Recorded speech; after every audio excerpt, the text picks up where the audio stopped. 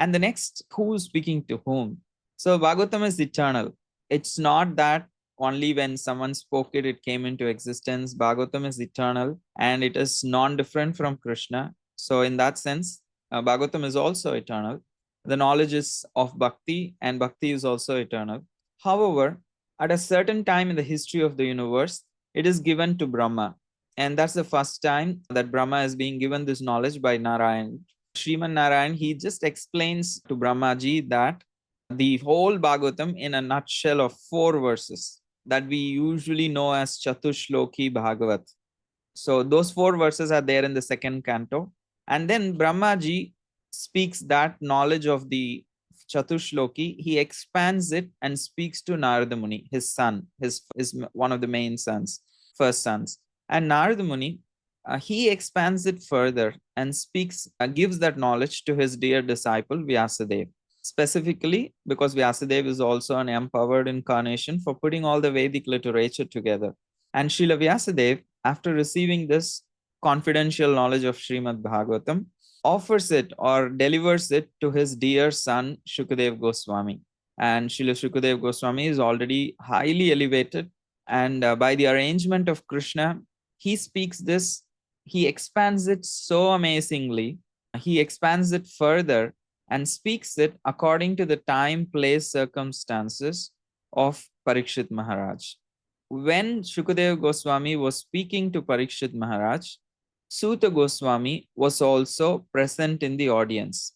Later, Suta Goswami repeats the conversation of Shukadeva Goswami and Parikshit Maharaj, headed by Shaun. So, and this is the flow. There are many Bhagavatas. That is, Narayana does not just speak to Brahma, or Brahma, Sanat Kumara has heard it directly from Sankarshana. So there are many paramparas that will be explained in the third canto. There are at least a lot more paramparas, at least a few mentioned in Srimad Bhagavatam is there. But however, why we are specifically sticking to this parampara? Because this is the parampara in which Bhagavatam that we are studying is being presented. The book Bhagavatam that we are studying is being presented through this parampara that is on the screen. And after still, there is a question, like in the book form that we are having, so how is that flowing?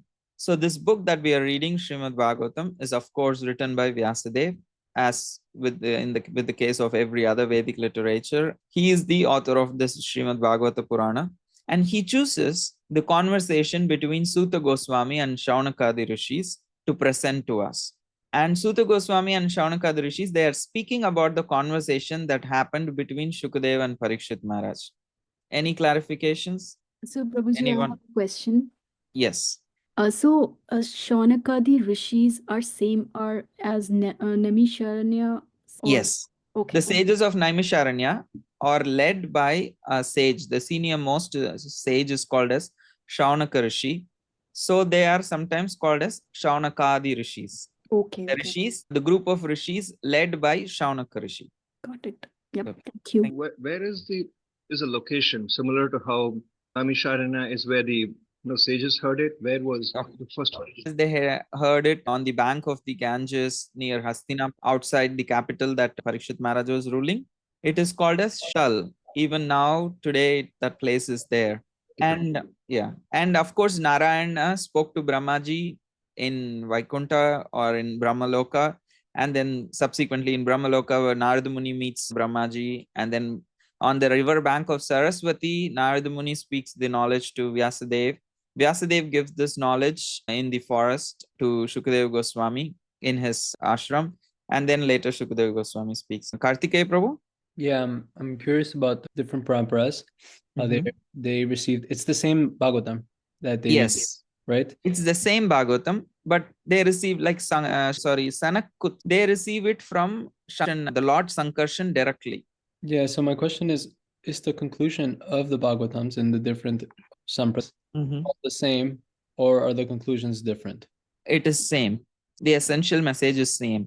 And also, it's a good question. Thank you for asking, because it helps me clarify another thing. If you see across these different iterations that is on the screen, these different conversations, they are not essentially exactly same in terms of its details. Like Narayan, Sriman Narayan only spoke 4 verses to Brahmaji, but Brahmaji elaborated it to Narada Muni. And it's not necessarily that whatever Shukadev Goswami spoke to Parikshit Maharaj was spoken by Vyasadeva to Shukadev Goswami. That brings us to this next slide naturally, the thing that is on the side, that what is the language of Srimad Bhagavatam? It is not just Sanskrit. Of course, on the level of language, Srimad Bhagavatam uses 2 kinds of Sanskrit. One is the archaic Vedic Sanskrit and the other Kavya Sanskrit, the poetic form of Sanskrit. Whenever Shukadeva Goswami is so inspired by Krishna's pastimes and the sweetness of the Lord's form, he uses a very poetic Sanskrit. And the reason I'm coming to this point, Kartikeya Prabhu, is the third level of Bhasha that is used in the language that is used in Srimad Bhagavatam is called as Samadhi Bhasha. That means when Shukami was describing that how Mother Yashoda is running behind Krishna to catch him in the Damodar Leela, and all the flowers on her hair is falling, and then she is breathing heavily, and then her top cloth is sliding. So all these kind of detailed descriptions of the personalities and the details of the pastimes, he is actually seeing. He is not just hearing and repeating, or he is not just imagining. Literally, the pastimes are happening before, are being kind of playing in his eyes in the level of his consciousness. So he's literally observing them and speaking the details directly to Parikshit Maharaj. So that is called as Samadhi Bhasha. So they are actually witnessing it. Does that answer in some way your question? Yeah, so the sages and the different paramparas may be seeing something different.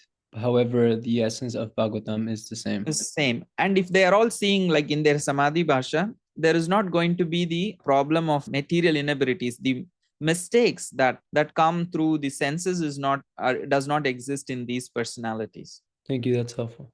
And please remember this Samadhi Bhasha. This will also help us clarify a few other things, that how did Vyasadeva edit, and those things will come in the future when we explain more about this particular version of Srimad Bhagavatam. If there are no other questions on this topic of who spoke to whom, then we can move ahead.